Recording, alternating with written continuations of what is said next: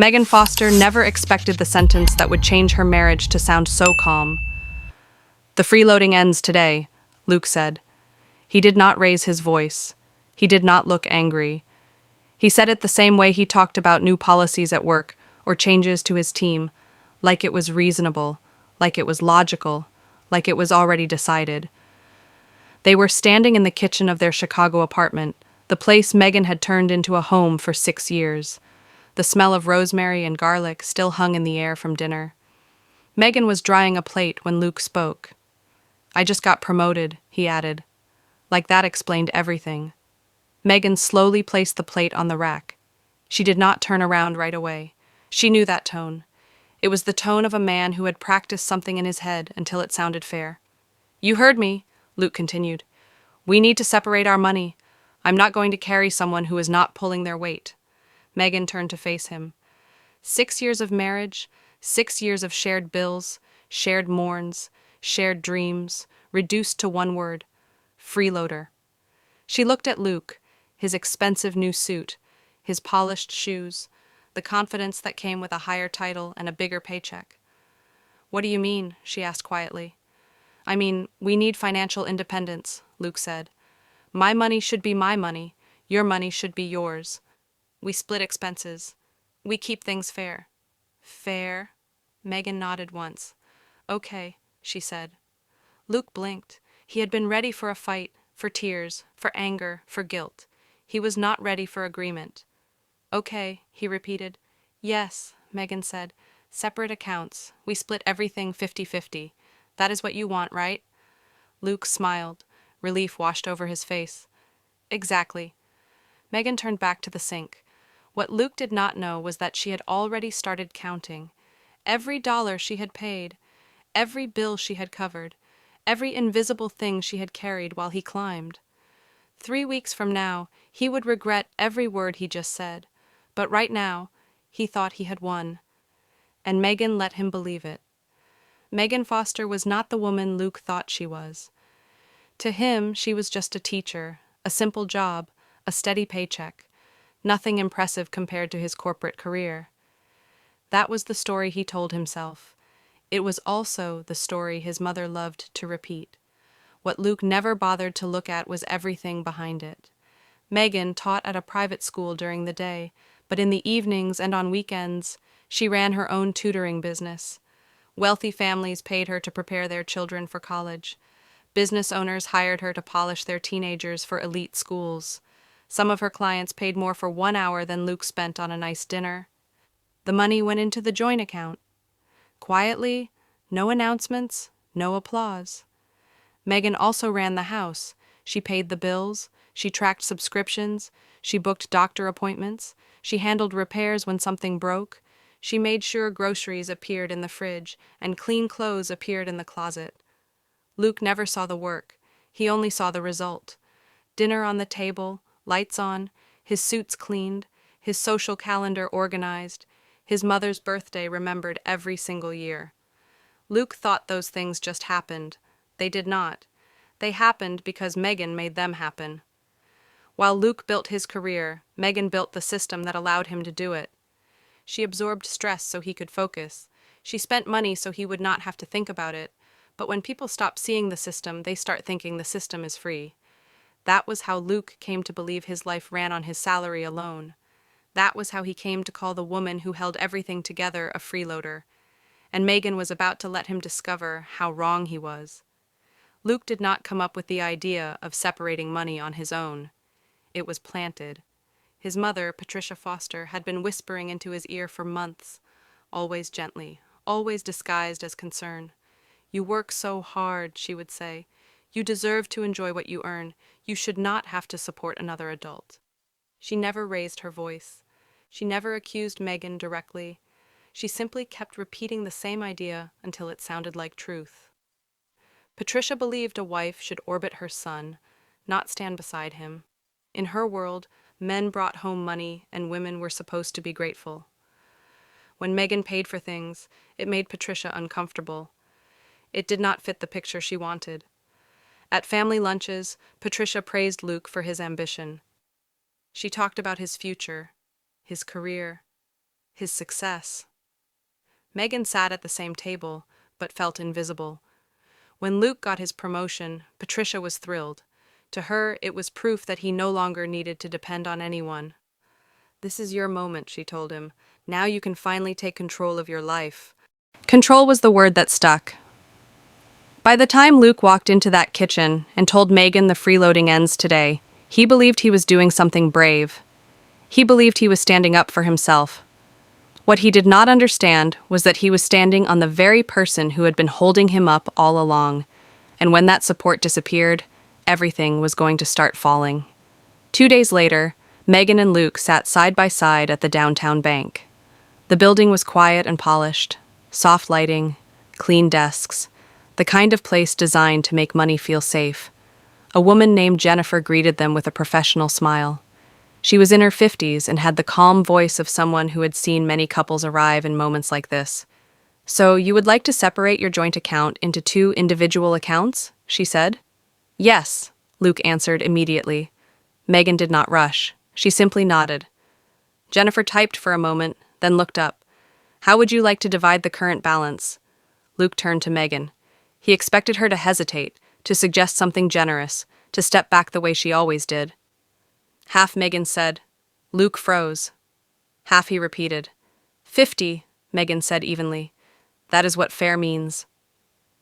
There was a brief silence. Jennifer waited. Luke glanced at the screen as if the numbers might change. "Fine," he said.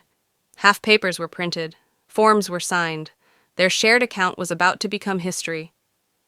Jennifer explained how the money would be transferred, how new cards would arrive, how future deposits would go into their separate accounts, and household expenses, Jennifer added.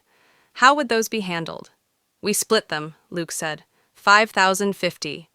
Megan reached into her bag and pulled out her phone. "Then we should track them." "Track them?" Luke asked. "A shared spreadsheet," Megan replied. "Every grocery run, every household item, every bill. We record it and settle at the end of the month." Luke hesitated. This was not the kind of independence he had imagined, but he nodded. Megan created the file right there. Date, item, cost, who paid. She shared it with Luke. "A fresh start," she said. Luke smiled, but something in his eyes had shifted. For the first time, he was beginning to sense that what he had started was not a victory. It was a test, and he had no idea how badly he was going to fail it. The changes began quietly. Megan did not announce anything. She did not argue. She simply stopped doing what she had always done. On the first night, she cooked dinner for herself and left Luke a note that said there was pasta in the pot if he wanted some. Luke stared at the kitchen in confusion.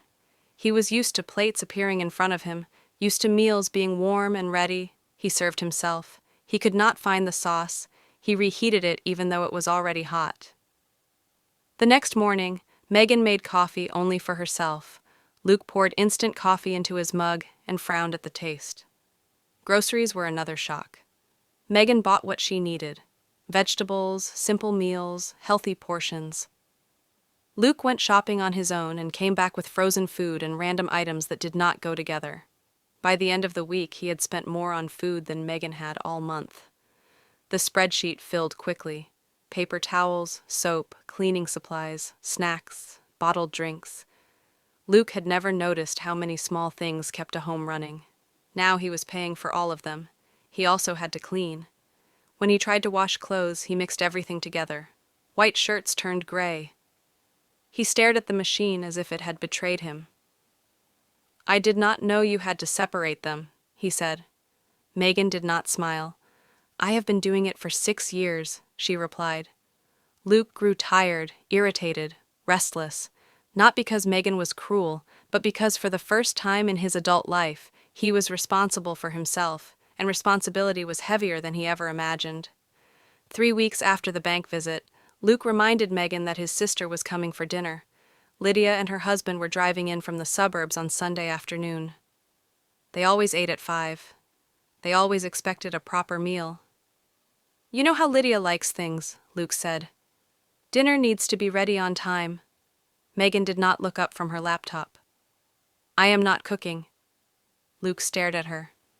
"What do you mean you are not cooking?" Your guests, your money, your responsibility, Megan said. This is ridiculous, Luke replied. You have always cooked, before Megan said calmly. Now we have separate finances. Luke did not argue. He went to the store that evening for the first time in years. He was gone for hours. When he came back, he looked exhausted and confused. The bags were filled with random food, cold cuts, bread, a pie that was already dented. How did you do this every week? He asked. Megan simply shrugged. On Sunday at 5, Lydia walked in and immediately wrinkled her nose. Where is the roast? She asked. I do not smell anything cooking. We are doing something simple, Luke said. Lydia looked at the table. Plastic containers, store bread, no hot food. What is this? She demanded. Megan was sitting in the living room reading. Luke swallowed. Megan and I have separate finances now. She is not cooking anymore. Lydia turned to Megan. What happened? Luke explained everything. The promotion, the freeloading comment, the 50-50 split. When he finished, Lydia laughed. Not kindly. You and Mom told the woman who runs your entire life that she was a burden. Luke stayed silent. That is insane, Lydia said. David, we are leaving. She leaned down and kissed Megan on the cheek. You deserve better. Luke stood in the middle of the room, staring at the food he could not even prepare. For the first time, he saw how alone he had made himself. After Lydia left, Megan walked to her desk and brought back a folder. She placed it on the table between them. Everything is in here, she said. 6 years of numbers. Luke looked at the folder, but did not open it. Megan did. My income, she began teaching and tutoring. Almost $400,000. Luke frowned. Housing. Megan continued. Rent, utilities, internet. The portion I paid beyond half. Over $48,000. His mouth opened slightly. Food. Megan said, groceries, household supplies, gifts for your family, holidays, birthdays, over $30,000. She paused. Your golf membership, too. Luke stared at the pages. I thought those things just happened, he whispered. They happened because I paid for them, Megan replied. She turned to the final section. 15 hours a week of cooking and cleaning, 10 hours of managing schedules and family events. If I charged even the minimum rate, it would be nearly $200,000 more. The room went silent. Luke looked smaller now. I did not know, he said. You did not look, Megan replied. Luke rubbed his face. What do you want from me? Megan closed the folder. I want to be seen. For the first time since this began, Luke understood that the woman he called a freeloader had been carrying his life on her back, and that weight was finally crushing him instead. That night, Luke's phone rang.